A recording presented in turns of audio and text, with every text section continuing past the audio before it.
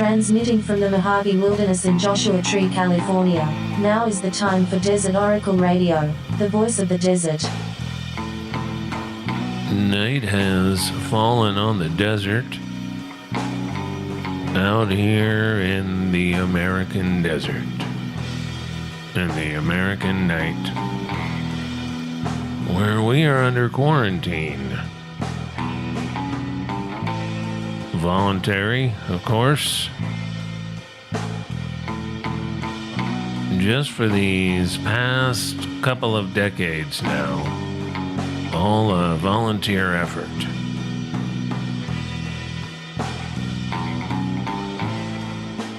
It does seem like a good time to hunker down. The problem, oftentimes, is that you generally don't get to choose where you're going to hunker down. You might be looking at those property listings on the internet again. You know the ones. The ones with the cabins and the acreage with cactus. Expansive mountain views.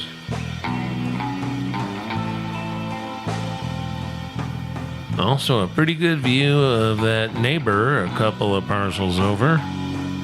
What a strange place to put an auto dump. Guess if you ever need a muffler or something.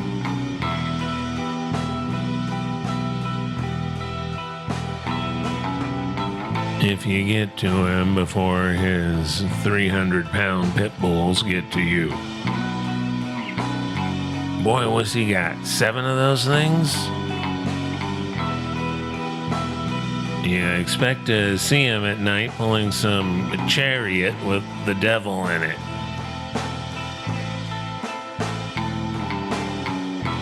Very large dogs. Besides, the guy's only got about 3 kinds of vehicles from the looks of it. A lot of wrecked and abandoned Baja bugs. Way too many of those creepy white vans in various stages of decay and disrepair. And a lot of smashed up Honda Accords.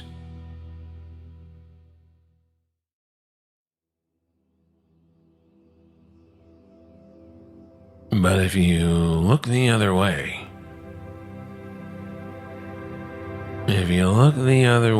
and if you put in some strategic desert fencing, like they do at a lot of these Airbnbs everywhere,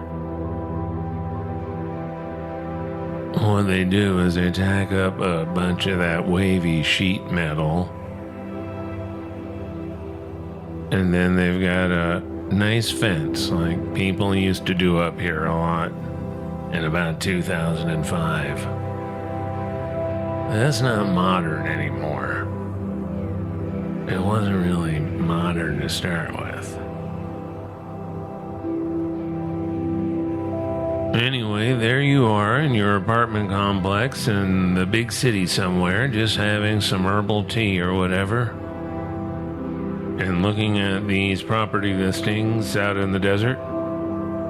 And all of a sudden the police vans and the ambulances roll in, the sirens wailing, enormous blinding LED lights flashing everywhere. And they're talking through loudspeakers, but of course it's just echoing around all the buildings and the overpass and the cars parked everywhere, so it's just ringing and ricocheting all around in your head. Due to the pandemic and resulting social unrest, all individuals must shelter in place until further notice. Violators will be tackled by these death robots that our department acquired with a recent military weapons grant from the Pentagon. No walking of dogs. All dogs must be loaded into your building's elevators at 5:14 a.m. and again at 11:42 p.m. for mass dog walking by CBP officers. And then what do? Well, you do what everybody does on all those cruise ships under quarantine. Nothing. Nobody's going to do anything heroic. Like lower a lifeboat in the night and try to escape. They just watch movies on demand and they hope that they don't get sick.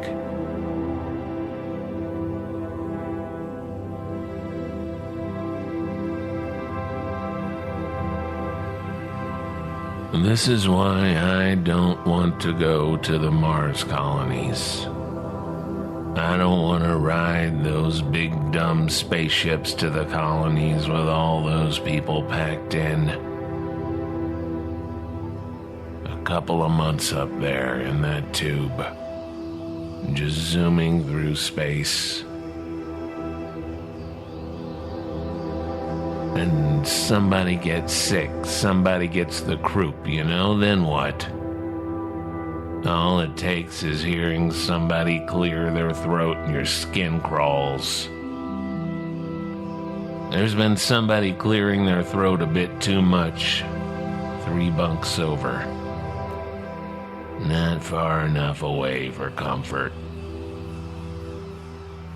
At first, maybe you can change your sleep patterns. Go see the nurse console and tell it you've got this sleep issue, a medical condition really, because you're on a different clock. You used to be a night watchman down at the subsurface Walmart. Years of that just ruins a person's natural sleep rhythms. So fine, they buy it. And for a week or so, you have this line of bunks to yourself. And then when most of them are asleep, you've got the multi-purpose module, mostly to yourself. Watch what you want on the big screen. Look out the 3-inch round windows. Boy, the windows seemed a lot bigger in the brochure. Maybe read a Stephen King paperback. Or read the Bible. No line at the bar. And they've got that Whoopi Goldberg hologram there. It'll tell you some jokes if you want, if you're in the mood. Plus, you never get a hangover with Synthanol. You don't even get drunk, really. You just get that perfect 2-drink high that Martha Gellhorn wrote about so eloquently in a letter from Spain. I am quite drunk on 2 beers with dinner. Can you beat it? So it's not that bad. It's not all that bad on the spaceship. Not all that different from your old life in the apartment complex. It's just as somebody finally started coughing. And you could not help but notice it was exactly day 27 of the flight. And last you heard, that's how long the infected could be carrying it without knowing, without symptoms.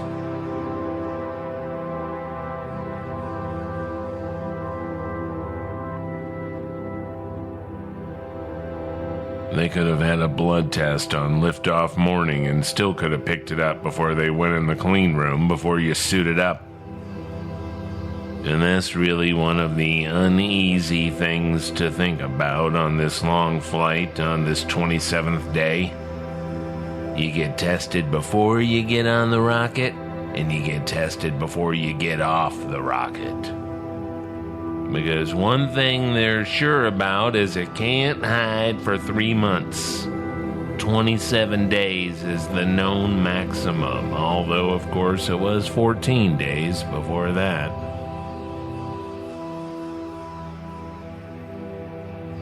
If anybody has it,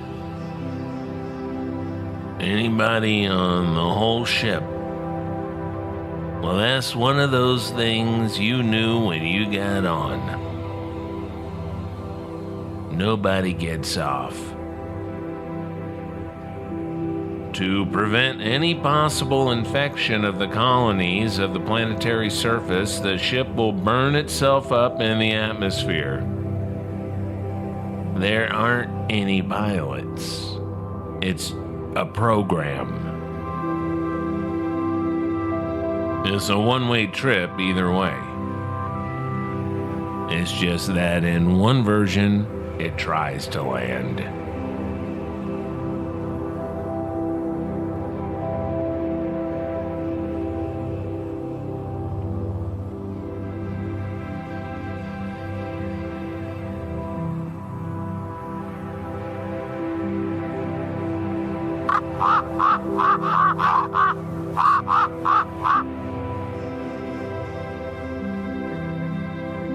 A dry, sun-baked plain lying at the foot of towering mountains. Geologists tell us that millions of years ago it was the bottom of an ancient sea. Yet today, it's a waterless wasteland, across which a modern highway threads its way from the lush coastal valleys of California to an equally lush oasis in this barrenness. Palm Springs, California, where Blessing and I spent our Christmas holidays. A modern little winter resort city that came to be known as the playground of the stars.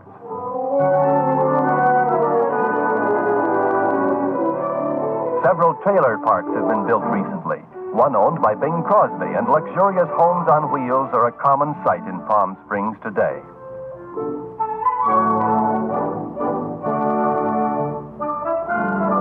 And then as we passed one home, we spotted a familiar face. Ogie Carmichael, off to the golf course with his son and a neighbor lad.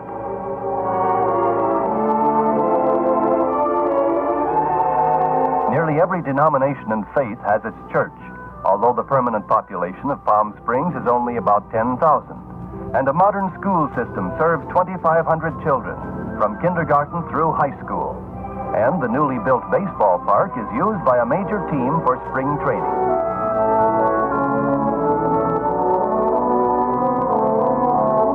Far from being stark and forbidding, today the desert offers breathtaking scenery, beauty which every tourist tries to capture in his camera, just as we did, before we turned back to the inn to rest for a famous breakfast ride next morning.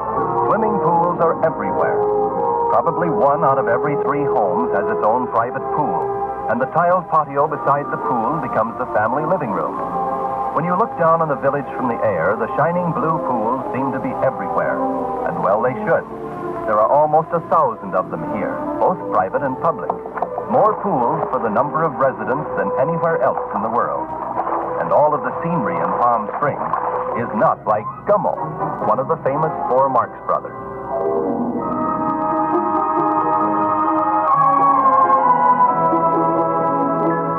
Yes, playing Thunderbird was a pleasure, but I was certainly no match for Phil Harris, or for Ralph Kiner and his putter. But if I wound up with a poor score, I also wound up looking forward to a charcoal broiled dinner at one of the many top-notch restaurant nightclubs in Palm Springs. It's difficult to choose a place for dinner. They're all so exceptional, and several of them have shows featuring top-ranking stars. But when we spotted Louis Armstrong's name on the Chi-Chi marquee, that was it.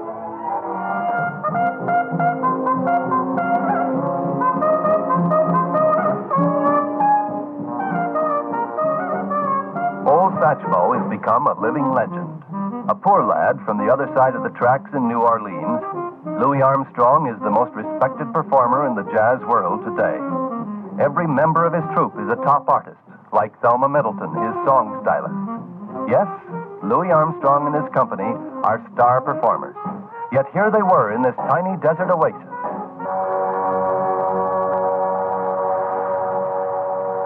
Tahquitz Canyon is named for the evil spirit of the Cahuilla Indians, the tribe which has lived in this area for centuries. Legend has it that this huge cliff casts a shadow on the desert floor which exactly resembles Tahquitz, the evil spirit. So the canyon got its superstitious name.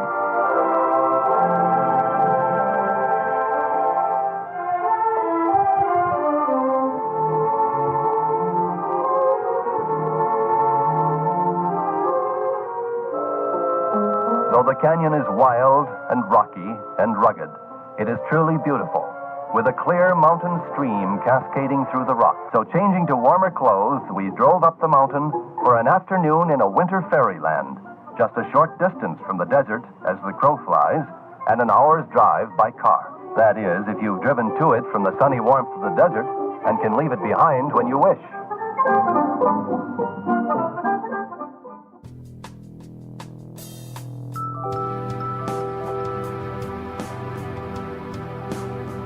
You're listening to Desert Oracle Radio, and this is the part of the program where every now and then we open up the Desert Oracle mailbag. Let's see, this is a local letter. It says, Hi. Will there be a reprint of the previous issues that are sold out? Specifically the ones having to do with aliens and UFOs? And if not, can you tell me which of the next 4 issues, if any, will have alien UFO stories? We have 2 space-themed vacation rentals, and these would be great coffee table books. Thanks, from Christy. Well, hi, Christy. First, I'd like to offer my professional opinion, which is that 2 space-themed vacation rentals would actually make terrible coffee table books. I would stick to books. As for what's coming in the next 4 Desert Oracles?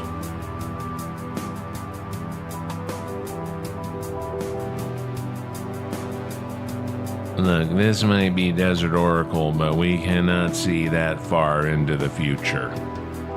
As for those out-of-print issues, they really are out of print and all sold out. It turns out that reprinting these little perfect bound books costs the same as printing the new ones. As that is expensive, and as we are so very far behind with getting out the new books to our loyal subscribers and less loyal retailers, circumstances dictate that we can't reprint the back issues, and we probably should not do it anyway. So we are doing what so many literary periodicals have done before. We conned a New York publisher into offering us a book deal, and this fall, autumn 2020, is what I mean. There's a fancy hardback cloth-bound book coming out called Desert Oracle Volume 1. And it's got pretty much all the UFO and alien and monster stuff from the first 4 years of Desert Oracle. Plus a whole lot of nature stuff. A lot of stuff about weird animals, strange plants, odd history, and a lot of brand new stuff which I wrote over these past couple of months apparently, because the pages are there. So watch out for that and more news as the world makes it up.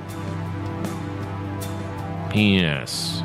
I had to omit the name and location of your vacation rentals, the ones in space, because otherwise, by FCC tradition, the on-air promotion of a product or service or space-based lodging must be met by remuneration to the 11th power, and that's the kind of financial surprise that can really tangle with a person's fragile standing in this world. Pretty much all the vacation rentals have Desert Oracle waiting for their guests, their clientele, and it makes sense, you know? Spend, $6 or $7 for something that just instantly says vacation rental and Joshua Tree? Even bad local paintings cost $50 or $60 or $100, and for that you can buy 10 or 20 copies of the Oracle. As your guests are mostly a lot of low-level petty thieves, you're gonna need them because they steal them. They'll steal anything that's not bolted down to the slab and covered in centipedes.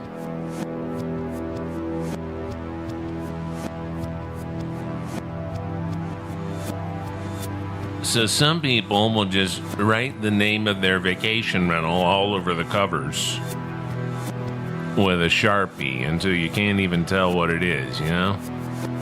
Property of Texas, Surf Shack, High Desert, Sweet Spot, or whatever. They all have these names. You have to name your vacation rental. Like a child, you know, you gotta name it. They won't let you take the baby home unless you come up with a name. And it's gotta be a name, too. Not a number, turns out.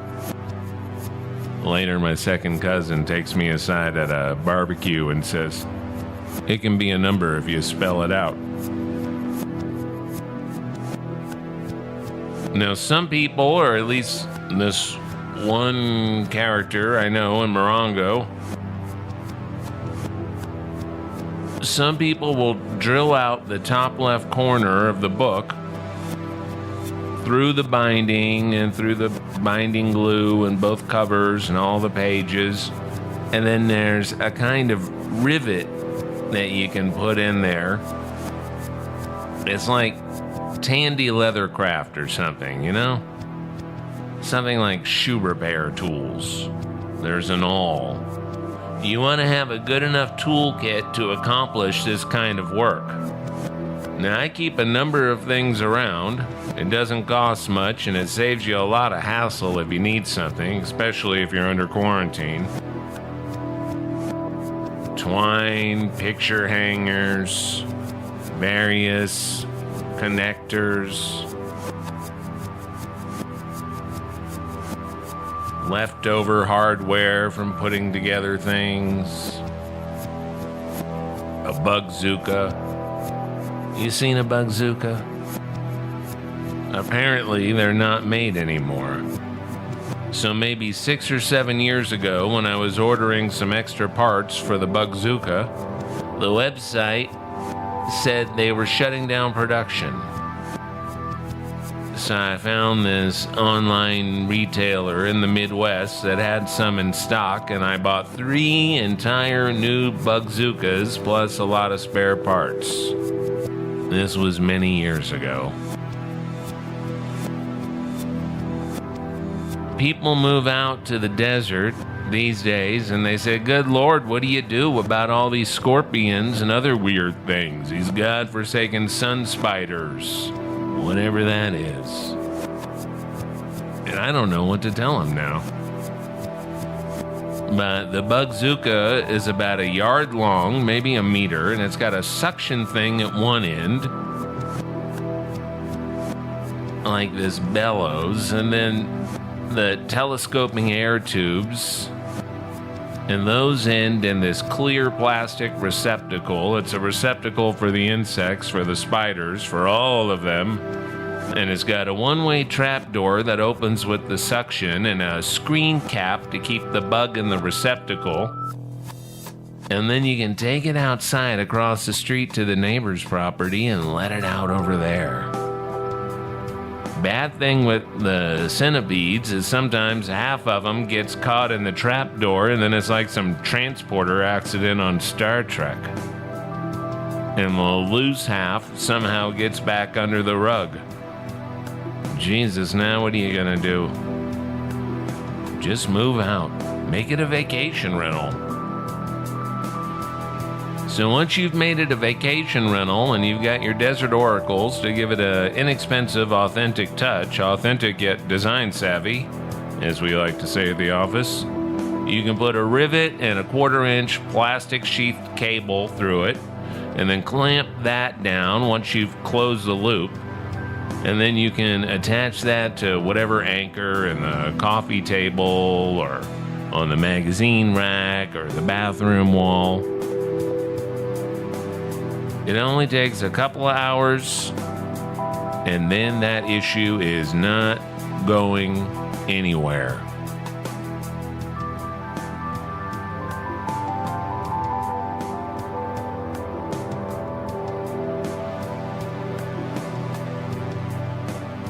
New sounds tonight by Red, Blue, Black, Silver.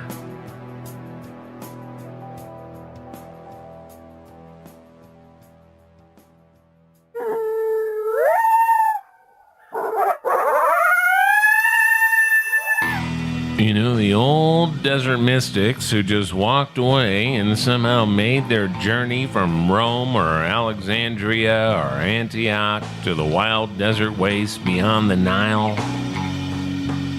Well, they would carve out a hole in the limestone, and that would be home for life. So many people were wrecked by the inane hassle of life in the empire that they just got up and left and moved into these desert holes in the early centuries of the Christian era. So many that the church had to come up with a system, had to figure out how to control these people, keep them from starting their own religions, keep them in line. There will be no direct communication with the gods. And so monasteries came into being so that the frustration and disgust with human society could be organized, monetized, could be turned into a revenue stream. Monasteries were not holes in the limestone dug out by individuals like those miners' caves in Shoshone. They were corporations, immense estates producing goods and services, and there's nothing wrong with that. Baking bread for the people like they do up at Green Gulch. Taking in the flotsam of our machine grinder society as monasteries of all approaches have done for so long. That's noble work, and it's a noble duty, and it's still good for your soul. Our next live event will be at the Ace Hotel in Palm Springs on March 12th, Thursday at 7 p.m., outside around a real campfire, free to attend. And again on Thursday, April 2nd, and then a few more after that through early June, and then we're done because it's too hot in Palm Springs in the summertime to be outside around a campfire. I've tried it. My head nearly melted off like that Nazi trying to operate the radio inside the Ark of the Covenant. We've got an events calendar on our website, desertoracle.com. We've got a Patreon set up as well, and I do appreciate those of you who contribute to the operation out here. Become a patron of Desert Oracle for a couple of bucks a month, and we'll keep broadcasting, narrowcasting, podcasting, godcasting. We do it all. We do it all on the cheap. From Amboy to Isaacs and across the Great Mojave Wilderness, this has been Desert Oracle Radio. Good night from the voice of the desert.